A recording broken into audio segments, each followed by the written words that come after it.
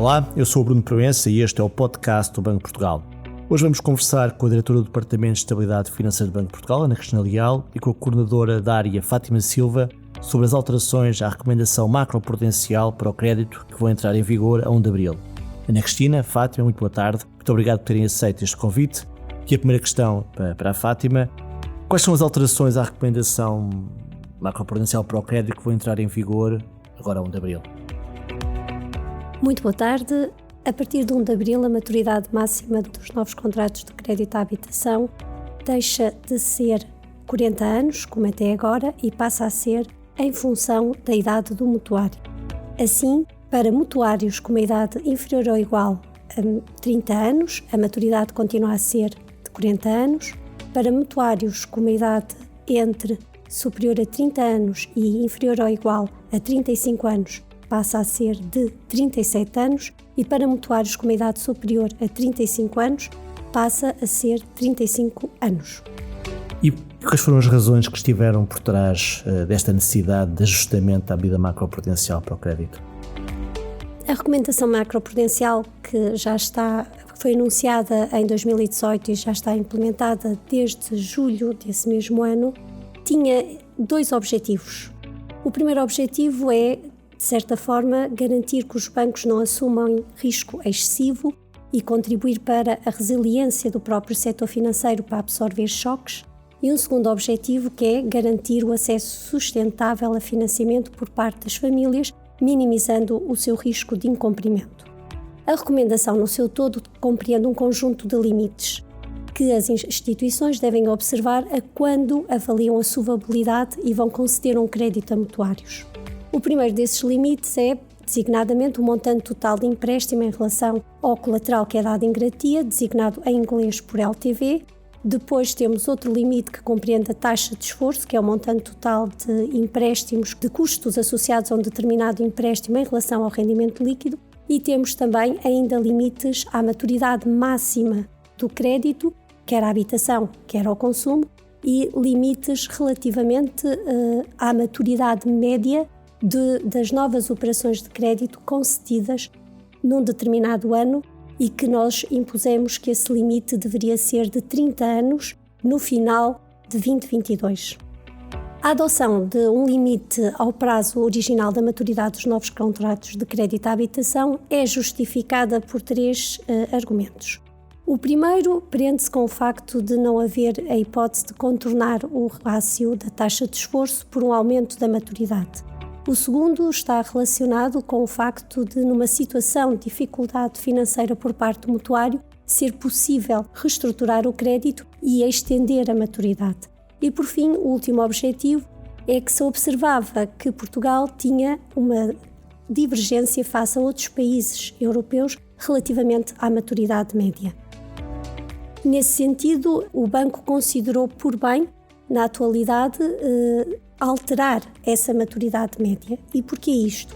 O banco tem desde 2018 acompanhado e monitorizado em permanência o cumprimento destes limites, e na generalidade estes limites têm sido cumpridos por parte das instituições.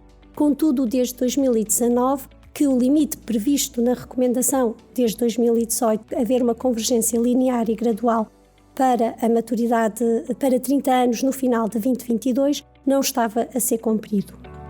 E, deste modo, o banco considerou que tinha que atuar sob a maturidade máxima, de forma que essa convergência da maturidade média fosse garantida para os 30 anos. E isto porquê? Porque existe uma grande concentração de novos contratos à habitação com uma maturidade em torno dos 35 a 40 anos. Ana Cristina, e se os objetivos pretendidos e que a Fátima acabou de explicar não forem alcançados, o que é que podemos fazer, o que é que o banco pode fazer em termos adicionais, o que é que pode ser feito mais?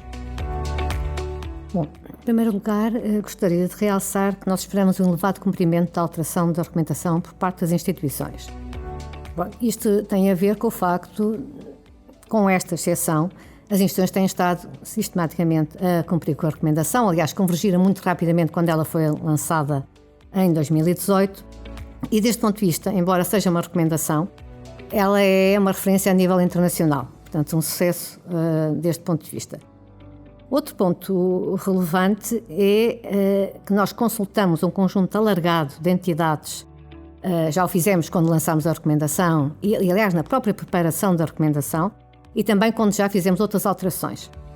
Portanto, consultamos um conjunto alargado de instituições e de entidades e todas elas, também desta vez, enfatizaram claramente as vantagens desta alteração à recomendação. E as instituições, organismos que consultámos foram a Associação Portuguesa de Bancos, foram a Associação de Instituições de Crédito Especializado, a Associação Portuguesa de Leasing, Factoring e Renting, a Associação Portuguesa para a Defesa do Consumidor e ainda o CNSF, nos termos da legislação em vigor. Portanto, um conjunto muito alargado de entidades.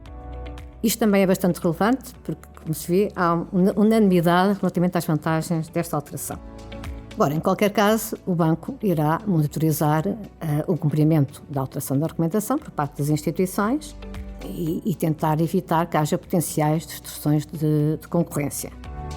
Além disso, vai monitorizar exatamente a própria evolução da maturidade média, tendo em mente que o impacto desta alteração da recomendação tenderá a ser desfasado sobre a maturidade média, visto que há créditos que foram concedidos. Portanto, os termos foram acordados antes da alteração e, portanto, vai levar algum tempo a que a alteração se vá revelar na maturidade média.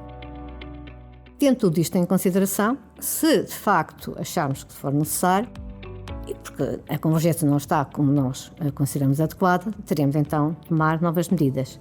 Mas à semelhança do que fizemos agora, será sempre de forma muito gradual e evitar descontinuidades.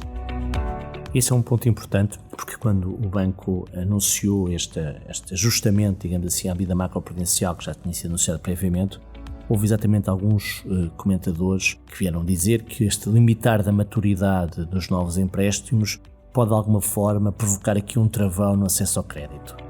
Este comentário, esta análise faz sentido? É esse o propósito da alteração à medida macroprudencial? Como já foi referido, os objetivos da recomendação são tentar evitar que os bancos assumam riscos excessivos na concessão de crédito às famílias.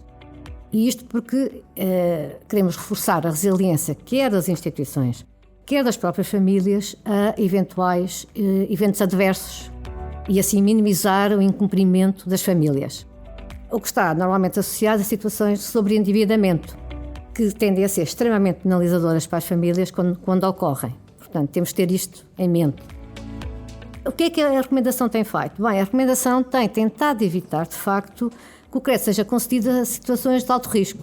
E nós temos documentado exatamente, quantitativamente, o que tem ocorrido nesse domínio.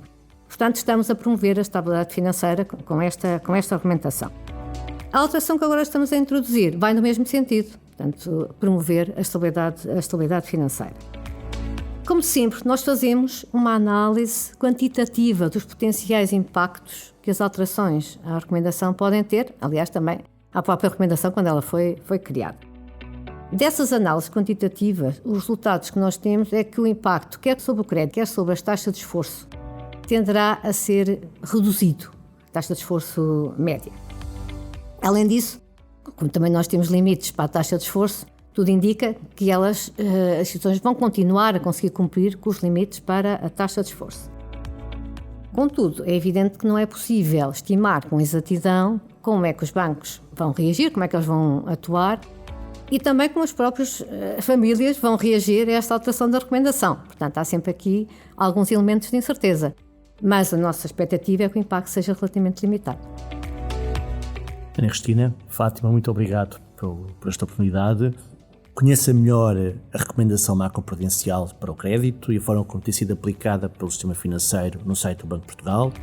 O Banco acabou de divulgar mais um relatório de acompanhamento da medida macroprudencial e pode nos seguir também no Twitter, no LinkedIn e no Instagram. Muito obrigado e até uma próxima oportunidade.